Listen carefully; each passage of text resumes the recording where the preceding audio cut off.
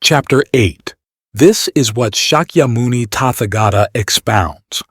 A businessman by the name of Gu Quan had contracted stomach cancer.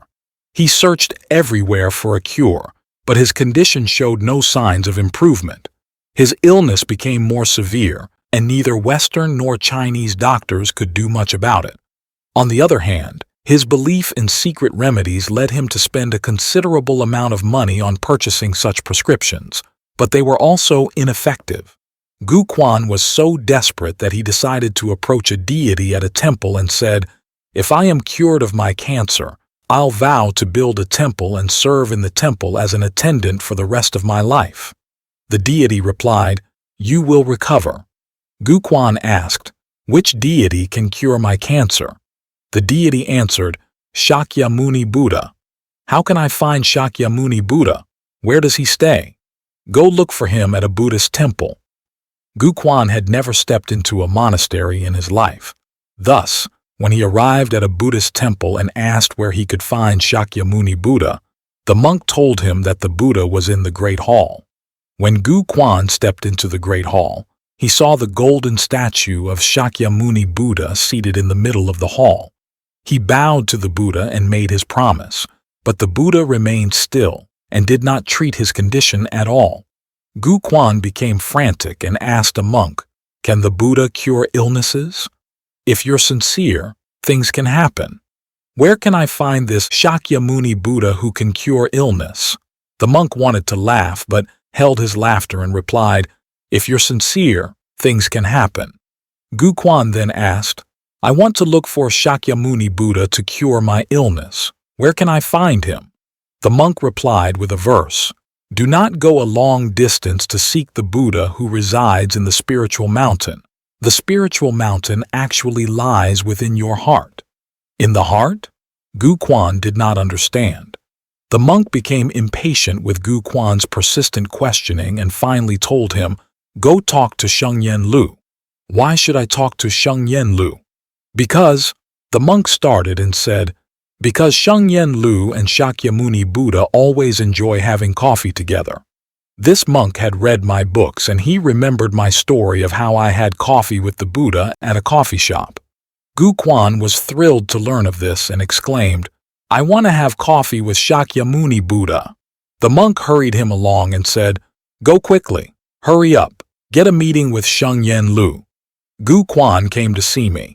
I told him that Shakyamuni Buddha was actually the son of King Suddhodana, ruler of Kapilavastu, and his mother was Queen Maya. He was born in the Lumbini Park, east of Kapilavastu, and was named Siddhartha.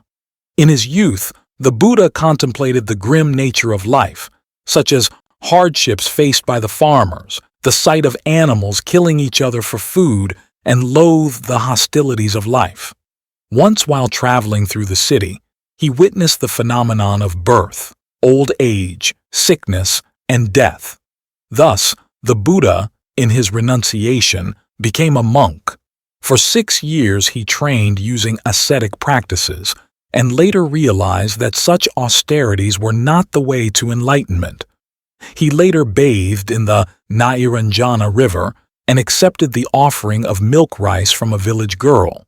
Finally, he sat in meditation under the Bodhi tree, contemplated on the Four Noble Truths and the 12 links of dependent origination, and became the enlightened world-honored one, teacher of gods and men.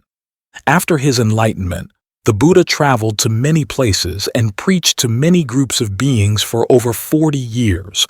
In the year 487 BC, the Buddha entered nirvana under the 2 Sala trees near the city of Kushinagar. I briefly recounted the life of the Buddha, and upon listening to my narration, Gu Quan finally understood. Gu Quan said, "I asked the deity and the deity said, my cancer will recover if I can find Shakyamuni Buddha to cure my illness. Now that I understand Shakyamuni Buddha's life story, it appears that my cancer is incurable." I told Gu Quan, "That's not the case." "You mean you have a secret remedy?" "It's not that. You need to have faith when you fight cancer, and there are numerous cases of cancer patients who have survived the ordeal. You can believe in the Buddha and learn from his teachings. You can find liberation through them. This is how Shakyamuni Buddha heals? That's right. Gu Quan was very inquisitive and asked, "The Buddha died more than 2,500 years ago. How is it possible that you can drink coffee with Shakyamuni Buddha?" I asked him, "Do you believe it?" "I believe it. Since you trust me, I will explain this to you clearly. The truth is actually quite simple. Although the Buddha entered into nirvana, his spiritual light extends across the universe. This is similar to Avalokitesvara Bodhisattva, who can answer 1,000 prayers and appear simultaneously in 1,000 places. The Buddha ranks higher than the Bodhisattva and thus can do likewise. I, living Buddha Lian-sheng, Sheng-yen Lu, have cultivated the spiritual light, and I can certainly meet the Buddha and drink coffee with him in our spiritual light bodies. This is spirit meeting spirit, and is actually a very natural thing." I said, "Besides this, when a person passes away, his body may be no more, but his spirit remains. When another person dies, these two spirits can meet each other. What I mean is that the difference between life and death is simply that in life, there is a physical body, and in death, there is no physical body. Life and death is thus one reality. In birth, one refers to existence in the human world, and in death, one refers to existence in the netherworld." I continued, "I can leave my body with my spirit, as long as I stay concentrated, seated in the lotus position, circulate the ki, channel, light drop, and light, and move my spirit out of the body. I can enter the Dharma realm and meet Shakyamuni Buddha himself." Gu Quan listened but did not fully comprehend what I had said. He asked, "Since you can meet up with Shakyamuni Buddha, can you do me a favor and ask the Buddha how cancer can be cured?" "Oh." I paused and thought about this before I replied, "To meet the Buddha depends on circumstances and affinity. It happens naturally. No matter what, you must help me." "All right." I nodded my head and said, "But you have to listen to my instructions. You need to enshrine a statue of Shakyamuni Buddha, recite one sutra, and chant Shakyamuni Buddha's name with focus and perseverance. Can you do this?" "Yes." Gu Quan displayed the utmost sincerity as he enshrined the statue of Shakyamuni Buddha. I taught him how to recite the High King Avalokitesvara Sutra and to recite the Buddha's name. Gu Quan believes the verses outlined in the High King Sutra. One is liberated from the suffering of birth and death, and freed from all the many kinds of suffering. Gu Quan was even more devoted and sincere in his recitation of the sutra and the Buddha's name because of his illness. This is, in reciting any sutra, one should persist all the way, ceasing all thoughts if you may. In the Saha world's ocean of suffering, one will see the wind and wave is as calm as it can be. Thus, riding in a boat towards the lotus land, one sails steadily. One night I had a strange dream. I found myself walking alone on a small road. As I was walking, I suddenly heard the cries of many people. A group of people, both young and old, about 100 of them, were running towards me. They looked like they were running from some calamity. I asked, "What's happening?" One of them said, "Some robbers entered our village and started killing people, and we escaped." "Who is the leader of the robbers?" "Gu Quan," the person replied. While in the dream, I realized Gu Quan's cancer was a result of his past karma. He had killed too many people and the resentment crystallized as cancer. Gu Quan's karma was heavy and it was no easy task to save him. I felt very dejected, and in deep sorrow I broke down and cried. As I was grief-stricken, I heard a voice from the sky, "Lian-sheng, why are you so sad?" I replied, "Gu Quan." When I replied, I looked up the sky and saw Avalokitesvara Bodhisattva. The Bodhisattva was smiling and her hand held a vase with a willow stem. She turned the vase and said, "Lian-sheng, look." Out of the vase emitted a white light. This white light is one of magnificence and wonder, complete in all merits, and shows wondrous equanimity towards all. It is inconceivably limitless in its scope, and yet it can change with the flow and strength of the wind. It can overcome the three lower realms of animals, hungry ghosts, and hell. Within the white light appeared men, women, young and old, a mix of all kinds of people. I was amazed at the sight. Avalokitesvara Bodhisattva said, "These are the spirits of those killed by Gu Quan. Now I am leading them away. In the future, these spirits will become lotus-born manifestations from Amitabha Buddha's pure consciousness. They share the same world and there will be no other." I was overjoyed and said, "So the Bodhisattva has liberated all those killed by Gu Quan." "That's right." Avalokitesvara Bodhisattva added, "When I was at the Maha Thunder Monastery, Shakyamuni Buddha instructed me that if I meet Lian-sheng, I need to teach you a mantra so that you can in turn impart it to Gu Quan. This mantra will purify Gu Quan and set his body and mind at ease, eradicating the cancerous tumor completely." "What is the mantra?" Avalokitesvara Bodhisattva then recited the divine mantra. Tadyatha, Alante, Alanme, Sribi, Sri Sri, Makasiji, Sambhavatu, Swaha. I memorized the divine mantra and held my palms in respect and saw Avalokitesvara Bodhisattva off. The Bodhisattva gradually left on auspicious clouds. I taught Gu Quan the divine mantra. He was very hard-working and recited it day and night. Gu Quan went for a medical checkup after 2 months and found out his stomach cancer had miraculously disappeared. The count of cancerous cells was 0. Gu Quan had made a full recovery and this sent him jumping for joy. I was happy for him. This is, reciting mantra leaves no room for erroneous thoughts. Every sound of chanting thus flows from within the heart, purifying all the way.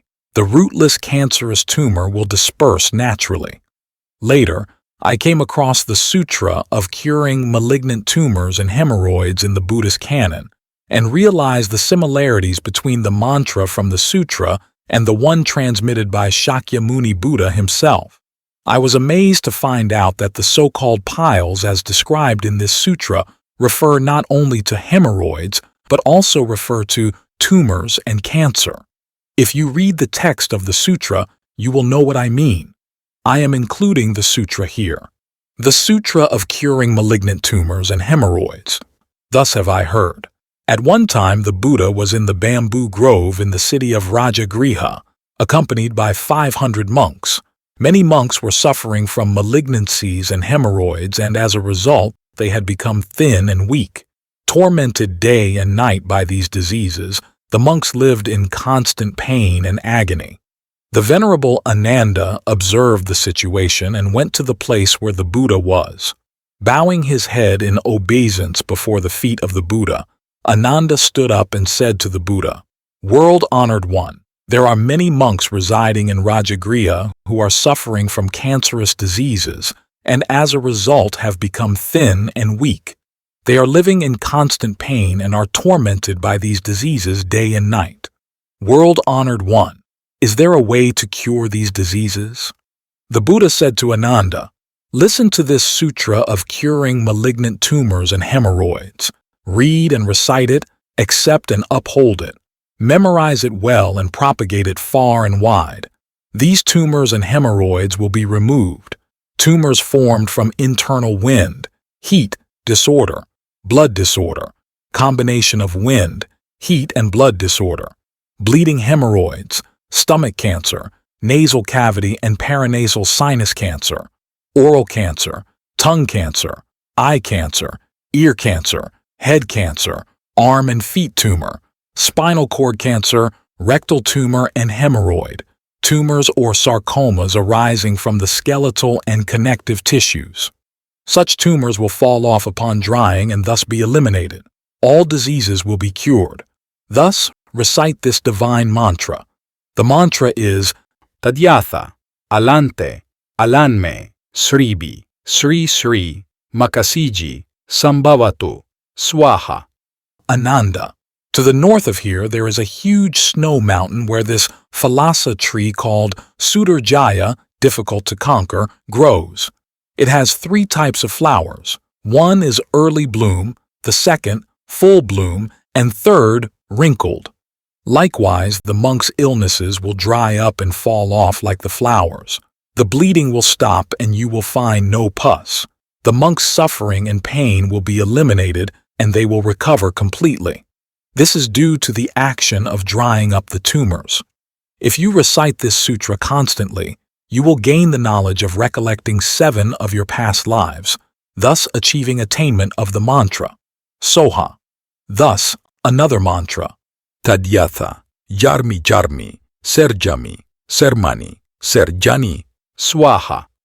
When the Buddha had finished expounding this sutra, Ananda and the other members of the assembly were filled with joy, and they believed and accepted it and respectfully put it into practice. I personally feel that illness ranks first among the sufferings in this saha or human world. The Buddhist sutras mention that arising from the 4 elements of earth, water, fire, and wind are 404 kinds of illnesses. Every illness is tormenting and painful, especially cancer, as it remains incurable even today. Shakyamuni Buddha's mantra on curing cancer is Tadyatha, Alante, Alanme, Sribi, Sri Sri, Makasiji, Sambhavatu, Swaha. This mantra is rarely seen and not many are aware of it.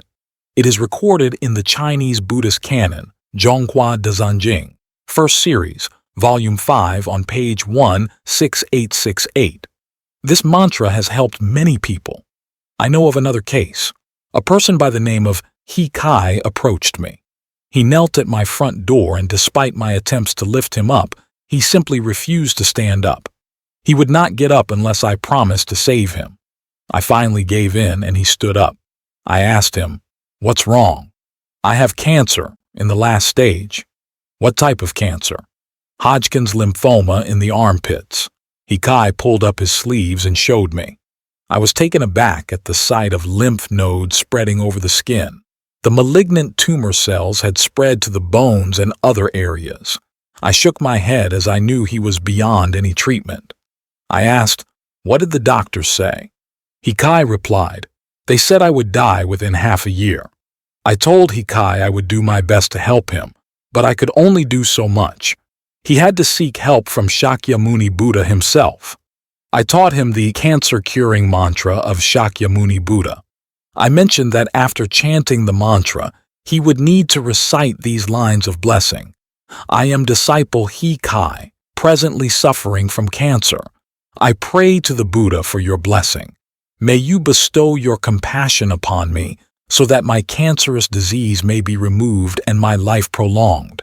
Namo Shakyamuni Buddha. Namo the Buddhas of the 10 directions. Namo the Dharma of the 10 directions. Namo the Sangha of the 10 directions." Upon returning home, He Kai did as he was instructed. After 21 days of cultivation, while in a twilight state between waking and sleeping, he saw Shakyamuni Buddha appearing before him. Shakyamuni Buddha spoke to him, "He Kai, your illness is incurable. Leave this world with me." "No, I want to live." "The human world is an ocean of suffering. It is a mansion in flames. Isn't it better to leave with me?" "No, my wish is not fulfilled. I have to stay alive," He Kai insisted. "How many more years do you need to fulfill this wish of yours?" 5 years. Shakyamuni Buddha said, "Very well then, you will have 5 more years. You should continue chanting this mantra."